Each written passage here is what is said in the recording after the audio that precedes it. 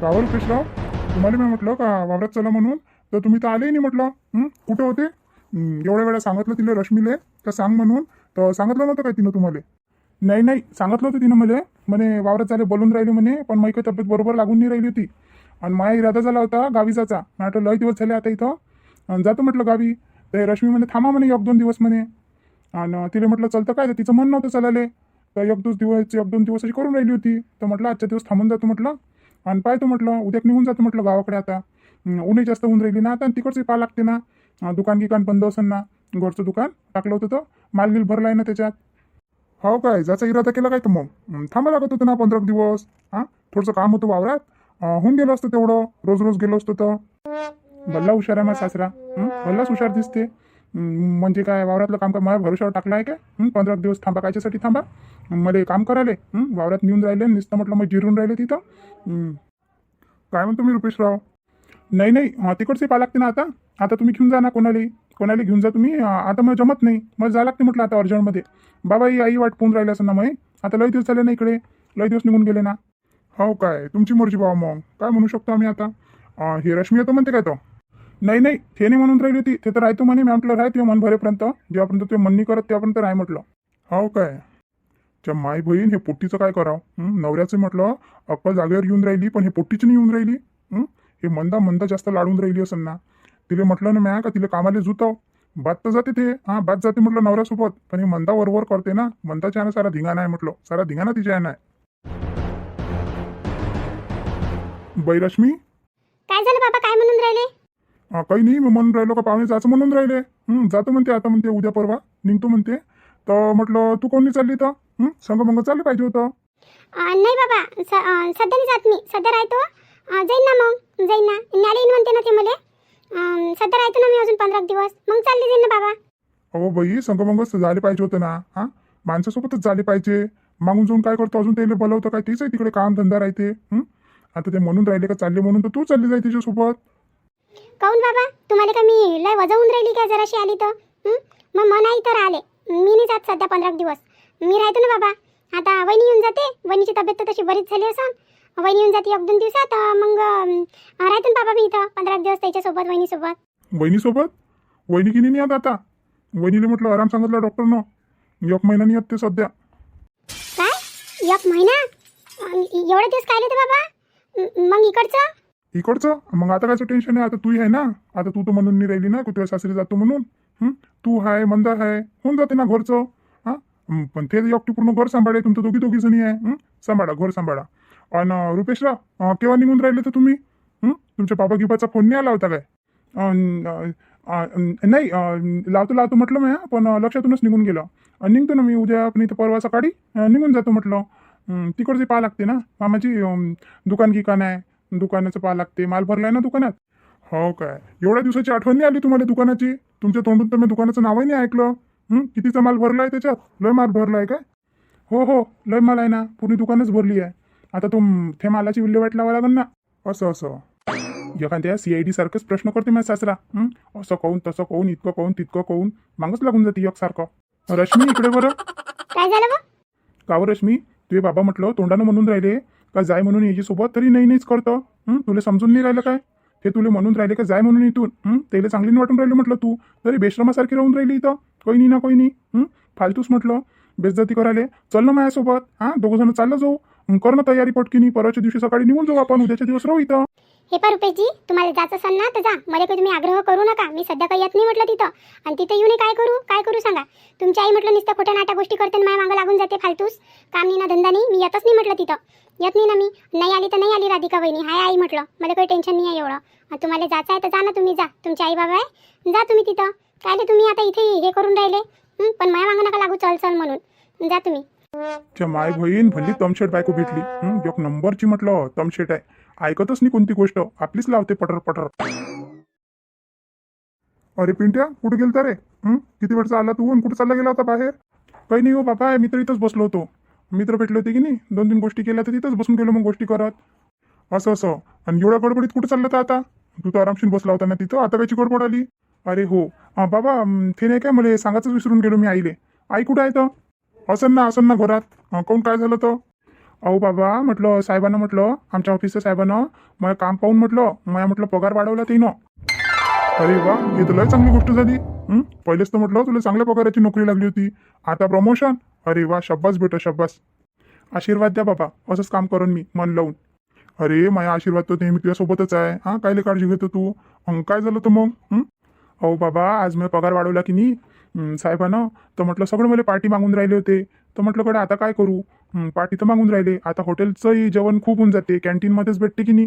कोणाच्या लग्नाचा वाढदिवस असला, कोणाचा वाढदिवस असला तर आम्ही सगळेच एकामेकाला पार्टी देतो. ते तर खाणं नेहमीच होऊन गेलं आता. तर म्हटलं काहीतरी विशेष घरूनच नेतो म्हटलं बनवून. तर मी आईले म्हणून राहिलो होतो का उद्या बनवून देतो म्हणून 10 जणांचं. सोबतच मी जाईन तेव्हा सोबत होऊन जाते, सोबत घेऊन चाललो जाईन मी. पार्टीची पार्टी होऊन जाते आणि घरच्यासारखं जेवणही भेटून जाते. तर विचारून राहिलो तुम्ही आईले काय बनवतो म्हणून. 10 जणांचं जेवण तू आईले जमन काय रे? घरचंच तर किती होऊन राहिलं तिले. तिच्या जेव्हा भोवती येऊन गेली तिले गेली नाही जमत. आता तिचं वय राहिलं का एवढं करायचं. आणि थांब, रश्मीला आवाज देतो मी, आताच गेली ते. रश्मी, रश्मी. आता काय झालं, आताच तर आली तिथून, अजून आवाज देते. 1 मिनिट इकडे नाही जाऊ देत, तिकडे नाही जाऊ देत. रश्मी रश्मी रश्मी रश्मी. काय झालं बाबा? ह्या पाय पिंटे दादा काय म्हणून राहिला तर तुले. काय म्हणून राहिला तर विचार त्याले. काय झालं रे दादा, काय म्हणून राहिला तुम्हाला? अहो मी म्हणून राहिलो होतो. अरे मंदा आली काय तू? कुठे गेली होती? अगं कुठे जाणार आहे, झाडझूड करून राहिली होती ना. बाहेर सारा अंगणात कचरा दिसून राहिला होता, जरासं झाडून घेतो म्हटलं. सगळे पानं पडले होते झाडाचे, तर चांगलं दिसून राहिलं होतं ते. तर जराशी एका काठी लावले आणि बोरीत भरून ठेवून दिले.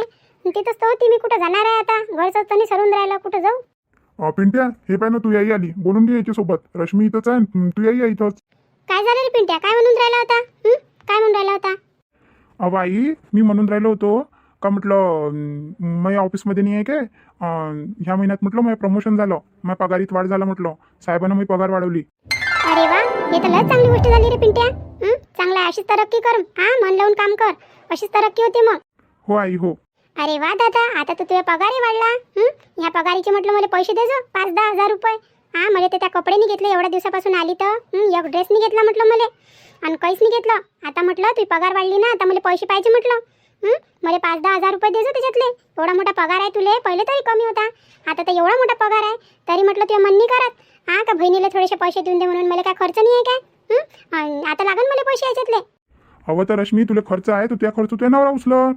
मी खर्च उचलू काय तुया? मला जे द्यायचे आहे मी ते देईन. एवढं देणार काय तुला आता? मग खर्च लागलाय ना, तिकडे माझी बायको बिमार पडली आहे. तिचाही खर्च उचलायला लागते. तिला किती औषध पाणी लागून राहिलं, घरातही द्यायला लागते पैसे. आणि एवढं सगळं देऊन काय तुला काय 5-10 हजार रुपये देऊ का मी? आणि थोडे होते का 5-10 हजार रुपये? काय घेऊन राहिली तू एवढ्या मोठ्या पैशाचं? हा रे, किती आहे रे तू? किती आहे तू? बायको म्हटलं तिच्या माहेरी गेली, आता तिचं दुःख सुख ते लोक करण, तू काय देऊन राहिला पैसे? मी जर इथं बिमार पडली तर मग काय मग सासरचे लोक करण काय मग येऊन? तुम्ही काय मला पैसे नाही लावणार काय? आणि तू काय लावून राहिला वहिनीले पैसे? आता गेली जशी माहेरी तर लावण तिची आई, तिचा भाऊ. ते लावण ना, ते करण त्याला दुरुस्त. आणि तू काय एवढं हे करून राहिला म्हटलं. तशा तर ते जात नाही. आता काय बिमारी सिमारी नाही करू शकत काय ते? हो, लय हुशार आहे तू, आहे ना, लयच हुशार दिसून राहिली. म्हणजे काम करू करू बिमार तिनं इथं पडाव. आणि दुरुस्त ते लोक करण, म्हणजे किती दिमाग आहे हो तुले. आणि तुला सांगून राहिली तू कोणती बिमार राहतं त्यात म्हटलं सासरच्या लोकांना लुबाडून खाल्लं. आता काय तोंड खराब करतं फालतूच. जाऊ दे, कुकडचे कुकडे बोलून देईन मग मी फालतूच. आई मी काय म्हणतो, म्हटलं मी पगार वाढली ना. चांगल्याचं म्हणा तर चांगल्याचं नाही ऐकत. काही गरज आहे का म्हटलं? गेली माहेरी तशी तिथं करून त्याचं औषध पाणी. काही गरज आहे का याला पैसे गिशे द्यायची? घरचे लोक राहिले तिथं पैसे पुरून राहिला म्हणते. तो किती हुशार आहे. हे सगळं म्हटलं माझ्या आईच्या यानं झालं. मग आई ढिल्ली डोरी सोडते ना. पोरावर काही ताकीद आहेच नाही ना तिची. म्हणून हे सगळं होऊन राहिलं म्हटलं. माझ्या आईला किती काही सांगा तर माझ्या आईच्या डोक्यात थोडी येते. तर म्हटलं सगळे लोक आहे ना, म्हणजे मग जे आहे सोबत कर्मचारी जे सोबत आम्ही काम करतो, तर ते मला पार्टी मागून राहिले होते. आता मागच्या महिन्यात एका जणाची अशीच पगार वाढली होती, तर त्याने पार्टी दिली होती. तर म्हटलं आम्ही हॉटेलचं तर खातच असतो कॅन्टीनवर. कोणाचा बड्डे गिड्डे राहिला तर तिचंच बोलवतो आम्ही. काही राहिलं सबस्क्राईब द्यायचं राहिलं तर म्हटलं आता घरून काही नेतो म्हटलं बनवून. फालतूच तिकडचं खाणं ना पोट खराब करून आहे. तर घरून काहीतरी चांगली वस्तू बनवून दे म्हटलं. चांगली काही रेसिपी, तर जसं मग मानी ताट राहून जाईल, खाली चांगलं वाटण असं काही बनवून दे ना. काय बनवून देऊ तर? आणि किती जणांसाठी काय लागन? बाई जास्ती नाही, फक्त 10 जण आहे. काय 10 जण? अरे जास्त नाही होऊन राहिले ते. बाई सोबत तेवढेच जण आहे. हां मग तेवढे त्याने लागेल का? आता कोणाला सोडून कोणाला पकडू? आम्ही 10 जणांचा ग्रुपच आहे म्हटलं ऑफिसमध्ये. अरे दादा तुला पार्टी द्यायचीच होती तर वहिनी येईपर्यंत थांबा लागत होतं. राधिका वहिनी आली म्हणजे तिला सगळं काही बनवता येते. नवीन नवीन डिश म्हटलं आणि मग त्या घेऊन जा लागत होती. आणि आता एवढ्या जणीचा स्वयंपाक घरात असतं किती काम आहे. आणि केव्हा करण बाप्पा मी एवढ्या जणीचा स्वयंपाक? आणि काय देऊ तुला नवीन विशेष बनवून? आई मला काही येत नाही काही बनवता एवढ्या जणीचा स्वयंपाक गिंपाक. तूच पाय पप्पा तुला काय करायचं आहे तर काय बनवून देतं ते याले पिंट्या दादाले. हे पाय पिंट्या आता कसं मी ठेली जुन्या जमान्याची. मला भाजी पोळी भातच्या शिवाय दुसरं काही येत नाही. आणि झालंच तर म्हटलं आपल्या सणवाराचं पुरण झालं भजे झाले वडे झाले हे येते बाबू मले. तू म्हणून राहिला काहीतरी नवीन विशेष बनवून दे तर हे मला जमणार नाही. हे जमणारच नाही ना मला. रश्मी काय म्हणून राहिला तर पाय बरं तो. काय म्हणून राहिला तर तू बनवून देजो 10 लोकांचा आहे. आई मायावर काय लोटतो हो तू? येत नाही तर काय तुला सगळंच तर येते. रश्मी येतो मी जरासं बाहेरून. करा तुमच्या गोष्टी. एका जागी होऊन जाते तर मार कचर कचर करत राहते. मी जातो जरासा मोबाईल पाय तू चार्जिंगवर लागला आहे का नाही लागला आहे तो. जरासा बाहेर जातो पाणठेल्यावर. हे पाय रश्मी आई बरोबरच बोलून राहिली. आता तिला काही नवीन विशेष काही जमणार नाही. आता किती काही म्हटलं तरी पहिलचे काही असली रेसिपी गिसिपी ती येते तिले. आता कसं आता सगळं नवीन नवीन पदार्थ बनवून राहिले ते काही तिला जमणारच नाही. खरंच नाही जमणार. असं करणं तूच बनवून देणं. जास्त लोकांचं तर आहे नाही फक्त 10 लोकांचंच तर आहे. अरे दादा 10 लोक थोडे होते काय? स्वयंपाक करायला बसावतं म्हटलं 4-5 घंटे निघून जाते. तुला काय वाटून राहिलं? आणि तू तर जातं 6 वाजता. 10 वाजता इथून निघतं म्हटलं तू. मग काय स्वयंपाक करायला का मी काय 5 वाजता उठू काय? एवढं सगळं काही करायला काही बोलतं मायाकून नाही जमत बाप्पा. मायाकून काहीच नाही होत. हे एवढा मोठा स्वयंपाक घरचं इथे किती काम राहते. आई तेवढा स्वयंपाक करते बाकीचं काम तर मीच करून राहिली घरातलं. झाडझूड पोचा भांडे कपडे हे तर मीच करून राहिली. आता एवढ्या जणांचा स्वयंपाक मायाकून नाही होत. हे पाय रश्मी नानू नको करत जू. प्रत्येक गोष्टीला नकार देतो तू. आता म्हटलं एवढ्या जणांचा स्वयंपाक तुलाच करायला लागल. आईले तसंही जमत नाही. आता तुझे नाही म्हणणं काही चालणार नाही म्हटलं. एवढ्या दिवसाची राहून राहिली काय शिकली मग तू? फक्त चबर करणं शिकली काय?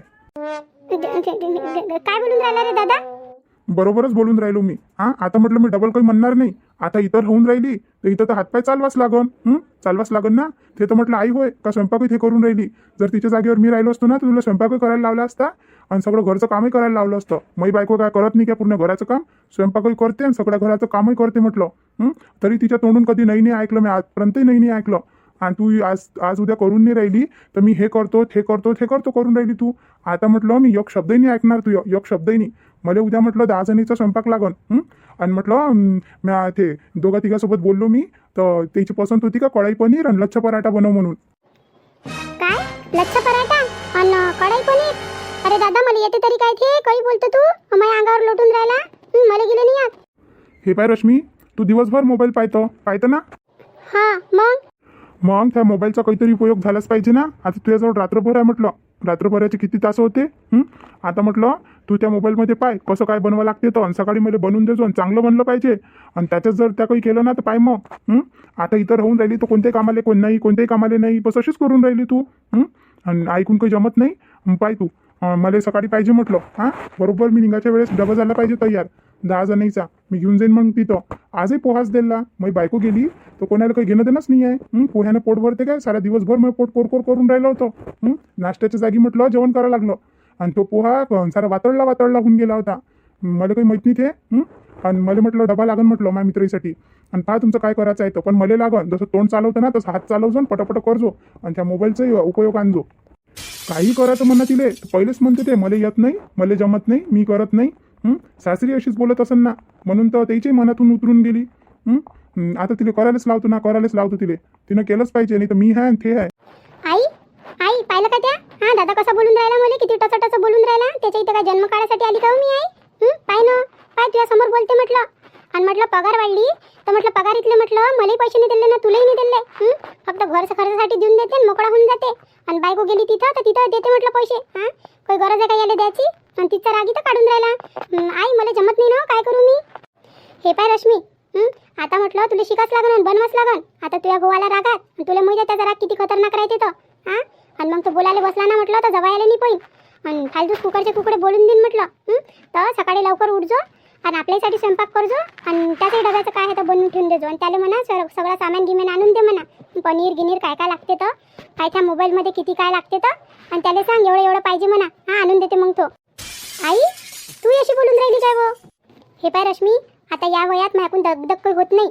तशीच म्हटलं मी सून गेली तर माझ्या मागं लय दगदग झाली. आता माझ्याकडून काहीच सहन होत नाही. एवढंच करून राहिली तर लय आहे. आता तुला स्वयंपाकही पाहा लागेल म्हटलं. आता माझ्याकडून स्वयंपाकही होत नाही. आणि काय होते जानजवान आहे तू. एवढं हे आहे सगळं काही आहे ना, काम नाही येऊन राहिलं तुझ्याकडून. कमालची गोष्ट आहे की नाही. कर आता तूच कर. आता माझ्याकडून काहीच नाही होत म्हटलं. मी सून होती तर मी एका जागी बसली राह आणि म्हटलं तू असूनही मला काम करावं लागते आणि उलटी तूच पटर पटर करतं मागं माया.